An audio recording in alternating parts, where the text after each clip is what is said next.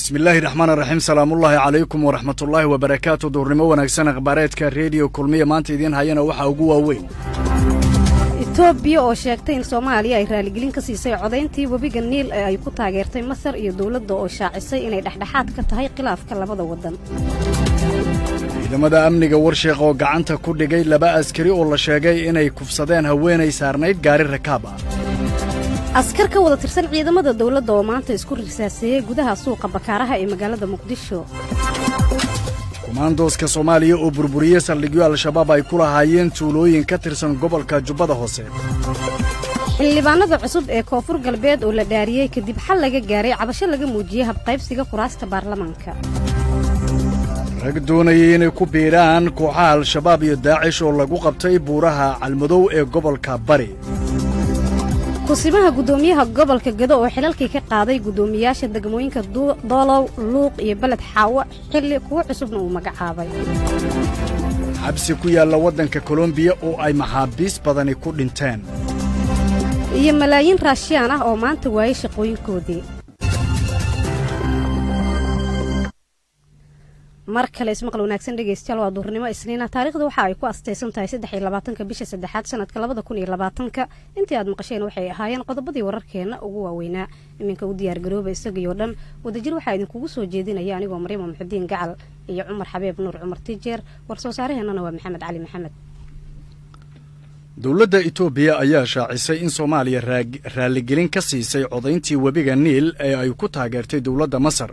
iyadoo dawladda Soomaaliyana ay shaacisay inay dhexdhexaad ka tahay khilaafka labada wadan war soo saaraheenna maanta Maxamed Cali Maxamed ayaa warkan soo koobaya xukuumadda federaalka ee Soomaaliya ayaa sheegtay inay go'aan dhexdhexaadnimo ka qaadatay khilaafka u dhaxeeya dalalka Itoobiya iyo Masar oo ku saabsan muranka biyaha wabiga Niil wasiirka arrimaha dibadda xukuumadda federaalka ee Soomaaliya Danjire Axmed Ciise Cawad ayaa sheegay in dawladda Soomaaliya ay go'aan dhexdhexaadnimo ka qaadatay muranka labadaasi dal isla marhaantan aysan la qabin mowqifka dalalka Jamacadda Carabta ay ku taageereen wadanka Masar wasiir Cawad ayaa inta raaciyay in dawladda Soomaaliya ay dhexdhexaadnimadan u codeysay kulankii wadamada ku midaysan Jamacadda Carabta ay kula safteen wadanka Masar oo muranka biyaha Niil markaasi looga hadlayay sidoo kale wasiirka ayaa xusay in mar walba go'aan dhexdhexaadnimo ay ka qaadan doonaan ama ay ka ciyaari doonaan khilaafka salka ku haya wabiga Niil Soomaaliya khilaafka ka dhaxeeya Masar iyo Itoobiya oo ku saabsan Niilka iyo waliba Suudaan ka dhaxeeya Soomaaliya waxay ka taagan tahay dhexdhexaad waxay Soomaaliya ku baaqday in dalalkaasi khilaafkooda xaliyaan hadii loo baahdana Soomaaliya ay gacan ka geysanayso xalka khilaafkaasi loo heli lahaa iyo soo dhawaanshaha dalalkaasi arrintan ku saabsan marka kaalinta iyadu waxa weeye dhexdhexaadnimo iyo suurtagelin in khilaafkaasi uu soo afjarmo waataan hadda ka jawaabnay annaga horta dal waxaanu nahay xor ah qarannimadiisa leh marka qolo nagu dhihi karta qoladii isku dayday inay nagu tiraahdo ama aniga ama qoladaas waa qoladii aan baranin oo aqoonin qolyo badan oo hore tahay arrintaas u suurtoobi weyd marka horta annaga naloma yeerin karo oo dal qaran ah inaanu ama kan dooranno waxa ugu fiican samayn karno waxa weeyaan dalalka ay soo dhaweeyeen hadii kalena anagu khilaafkaasi nama khuseeyay aanu banaanka joogno oo dhexdhexaad ka ahaan dhinaca kale wasiirka arrimaha dibadda Itoobiya Jeydu Andar oo ka hadlayay khilaafka wabiga Niil ee kala dhaxeeya Masar ayaa ka hadlay qaraar ay ansixiyeen dawladaha Jamacadda Carabta ku midaysan kaas oo ay Soomaaliya iyo Djibouti ay raaligelin dib ka siiyeen qaraarkaasi oo kolkii hore ay ku taageereen wadanka Masar Jeydu Andar ayaa si gaar u dul istaagay raaligelinta Soomaaliya isagoo tilmaamay in raaligelintaasi Itoobiya uu soo gaarsiiyay ra'iisul wasaaraha Soomaaliya Xasan Cali Khayre toddobaadkii hore oo uu tagay magaalada Addis Ababa waxaana inta uu raaciyay in ra'iisul wasaare Xasan Cali Khayre uu wakiil ka ahaa madaxweynaha Soomaaliya Maxamed Cabdullaahi Farmaajo ciidamada amniga warshiiq ayaa gacanta ku dhigay laba askari oo la sheegay inay kufsadeen haweenay saarneed gaari rakaab ah Cabdistaar Xaaji Cali ayaa ka waramaya qodobkan wararka ka imaanaya degmada Warshiiq ee gobolka Shabeellaha Dhexe ayaa sheegaya in ciidamada ammaanka ee degmada Warshiiq ay gacanta ku soo dhigeen laba askari oo la sheegay inay ka tirsanaayeen ciidamada dawladda kuwaas oo kufsi u geystay gabar ay kala degeen gaari ku socdaalay tuulooyin hoostaga degmada Warshiiq ee gobolka Shabeellaha Dhexe waxaana wararku ay tilmaamayaan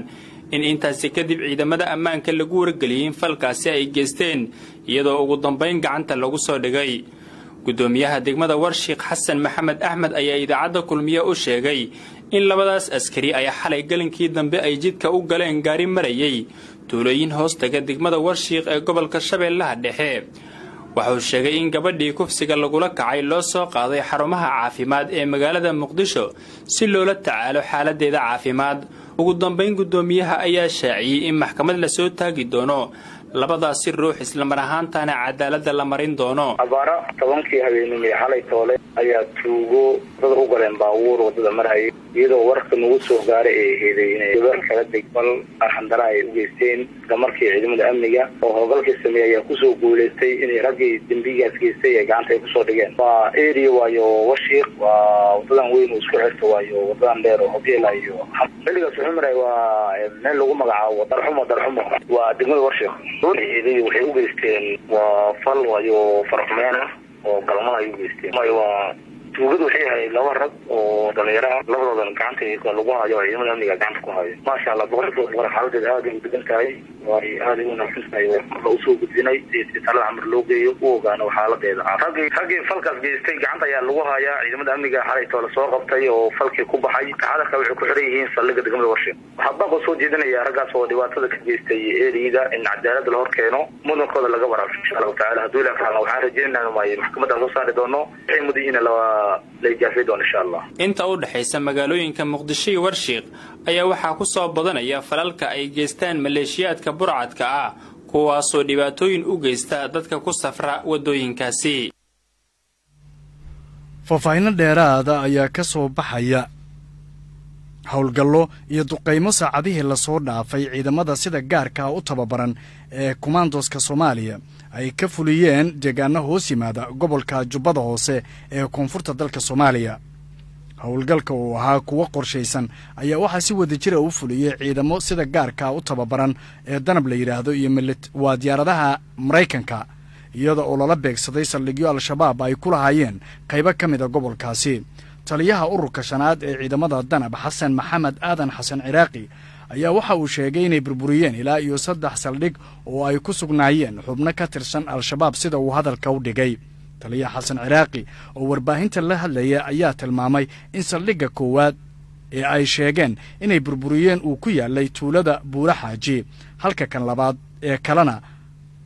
ee al-shabaab ay ku lahaayeen tuulada Lagta Caanoole oo ka tirsan gobolka Jubbada Hoose. taliyaha ayaa intaas ku daray inay gabi ahaanba la wareegeen saldhigyadaasi isla markaasina ay haatan wadaan baaritaano dheeraad ah oo ay uga sii bixinayaan miinooyinka ay dhigeen al-shabaab. rag doonaya inay ku biiraan kooxaha al-shabaab iyo daacish ayaa lagu qabtay buuraha Calmadow ee gobolka Bari. Cumar Maxamed Soomane ayaa ka waramaya. war qoraal oo bartooda Facebook ay ku shaaciyeen ciidamada difaaca maamulka Puntland ee BSF waxa ay ku sheegeen in ay gacanta ku soo dhigeen xubno la tuhmayo in ay doonayeen sidii ay ugu beeri lahaayeen dagaalamayaasha Daesh iyo al-shabaab ee ku sugan gobolka Bari. lamaha ammaanka maamulka Puntland ayaa sheegay in kooxaha la soo qabtay ay ku sii socdeen dhinaca buuraleyda kalgala halkaas oo fariisimaha ugu weyn ee gobolka Bari ay ka sugan yihiin Daesh iyo al-shabaab. saraakiisha ciidamada difaaca waxa ay soo hadal qaadeen in ragga la tuumayo ay ka soo qabqabteen buuraleyda Calmadow iyo Calmistaag ee gobolka Bari halkaas oo ay sheegeen in kooxaha gacanta lagu soo dhigay ay ku dhumaalaysanayeen. inkastoo aan la shaacin tirada xubnaha la soo qabtay haddana arrintan waxa ay ku soo beegmaysaa iyadoo maalmihii ku dambeeyey gudaha iyo daafaha magaalada Boosaaso ee xarunta gobolka Bari ay ka soconayeen howlo baaritaana oo saraakiisha amniga ay ku sheegeen inay ku xaqiijinayeen amniga isla markaana ammaan darida ay kaga hortagayaan. aad baad u mahadsantahay Cumar. ciidamo ka wada tirsan booliiska Soomaaliya ayaa maanta isku rasaaseeyay gudaha suuqa weyn ee Bakaaraha iyadoo israsaasayntaasina ay ka dhalatay khasaare isugu jira dhimasho iyo dhaawac. goobjoogayaal ayaa inoo sheegay in labada dhinac ee israsaas dhaafsadeen isla markaasina halkaasi lagu dilay hal askari mid kalena lagu dhaawacay waxaana laga qaatay qorigii uu watay. ciidamo kale oo ka tirsan booliiska Soomaaliya ayaa halkaasi gaaray iyadoo haatan xaaladdu ay tahay mid degan. xildhibaanada cusub ee koonfur galbeed ayaa la dhaariyay kadib xal laga gaaray cabasho laga muujiyay hab qaybsiga kuraasta baarlamaanka. Cabditaar Xaaji Cali ayaa faahfaahinaya. waxaa maanta magaalada Baydhabo ee xarunta ku-meel gaarka ee maamulka Koonfur Galbeed lagu dhaariyay xildhibaanada cusub ee baarlamaanka maamulka Koonfur Galbeed Soomaaliya.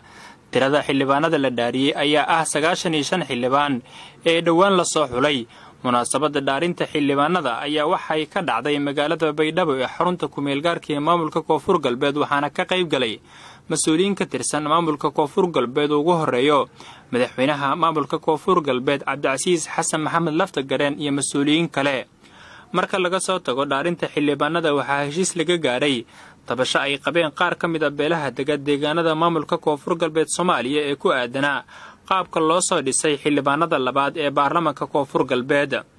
sidoo kale wafdi isugu jira wasiirro iyo xildhibaano ka soo jeeda beesha Hawiye ayaa lagu qanciyay in la siin doono madaxweyne ku-xigeenka Koonfur Galbeed waxaana sidoo kale loo ballan qaaday in la siin doono xubno wasiir ah iyo in madax looga dhigi doono degmooyin ka mid ah Koonfur Galbeed Soomaaliya. wafdigaasi ayaa kulamo socday dhowr saacadood waxay la qaateen madaxweynaha Koonfur Galbeed waxayna ka wada hadleen qaabka ugu macquulsan oo ay u heli karaan in la siiyo xubnaha ay doonayaan. magaalada Baydhabo ee xarunta ku-meel gaarka ee maamulka Koonfur Galbeed ayaa maalmihii dambe waxaa ka socday kulamo xal loogu raadinayo tabashooyin ay qabeen qaar ka mid ah beelaha degmooyinka maamulka Koonfur Galbeed Soomaaliya waxaana tabashooyinkaasi ay ahaayeen qaabka loo soo xulay xildhibaanada labaad ee baarlamaanka Koonfur Galbeed Soomaaliya. si kastaba ha ahaatee waxaa in muddo qaatay dhismaha baarlamaanka labaad ee maamulka Koonfur Galbeed oo maalmo ka hor looga dhawaaqay magaalada Baydhabo. wareegta ka soo baxday xafiiska gudoomiye ku-xigeenka koowaad ee gobolka Gado Cismaan Nuux Xaaji Macalimo ayaa waxa uu gudoomiyaal cusub loogu magacaabay degmooyinka Balad Xaawo Doolow iyo Luuq halkaasi oo kuwa kale oo horey xilkaasi u hayna laga qaaday. Ibraahim Maxamed Nuur ayaa waxa loo magacaabay gudoomiyaha degmada Luuq ee gobolka Gado waxaana xilkaasi hayay Maxamed Cabdullaahi Muuse Gardhoob. sidoo kale gudoomiyaha cusub ee degmada Doolow ayaa waxa laga dhigay Cali Faarax Mire waxaana laga qaaday xilkaasi Iidle Xasan Cabdullaahi. wareegtada gudoomiye ku-xigeenka ayaa sidoo kale waxaa qayb ka ahayd in xilka laga qaaday gudoomiyihii degmada Balad Xaawo Cabdicasiis Xareed iyadoona loo magacaabay Axmed Barashiiq. sidoo kale wareegtadan ayaa waxaa lagu magacaabay gudoomiye ku-xigeenno iyo xubno kale. markana dalka Ruushka in ka badan 8 milyan oo ruux oo u dhalatay wadanka Ruushka ayaa waxa ay waayi doonaan shaqadoodii sabab la xiriira cudurka dilaaga ah ee coronavirus awgeed. dawladuna waxa ay sheegtay in gebi ahaanba dalka uu bandow gali doono shacabkuna ay tahay inay sidaa ogaadaan. waxaa la arkayaa in dawladdu ay durba banaanka keentay kumanaan ciidan boolis oo gaar u tababaran maadaama dalka oo dhan uu bandow galayo. dawladda Ruushka ayaa waxa ay ku biiraysaa dhowr dawladood oo iyaguna sidaani oo kale dalalkoodii bandow u galiyay waxaana ka mid ah Jordan, Hindiya, Sacuudiga iyo kuwa kale. welina waa uu sii fidayaa cudurka dilaaga ah ee corona. haddana waxa uu si weyn u waxyeeleynayaa dalal ay ka mid tahay Talyaaniga, Spain, Iiraan, Sacuudi Carabiya iyo wadanka Mareykanka. ugu dambeynna in ka badan 23 qofood oo maxaabiis ayaa ku geeriyootay xabsi ku yaala wadanka Colombia kadib markii maxaabiista ay isku dayeen in xabsigaasi ka baxsadaan si ay uga badbaadaan cudurka coronavirus. waxaana intii ay rabshaduhu socdeen ka soo kow dadkaasi dhintay uu dhaawac soo gaaray ku dhawaad 83 ruux oo ka mid ah maxaabiista xabsigaasi ku jiray. wasiirka cadaaladda wadanka Colombia ayaa waxa uu sheegay in qaar ka mid ah maxaabiistaasi ay wajihi doonaan dacwado kale oo dheeriya haddii lagu helo arrimahaas inay ku lahaayeen. waxaa kaloo jira in ilaa iyo 13 xabsi oo kale laga cabsi qabo in shaqaaqooyinkani oo kale ay ka dhacaan sida waxa wariyay haweeney u hadashay dawladda. dhanka kale dadkii ehelada maxaabiistaasi ahaa ayaa iyaguna waxa ay soo buux dhaafiyeen jeelasha si ay u ogaadaan dadkoodii ku jira xabsiyada inay dhinteen iyo kale.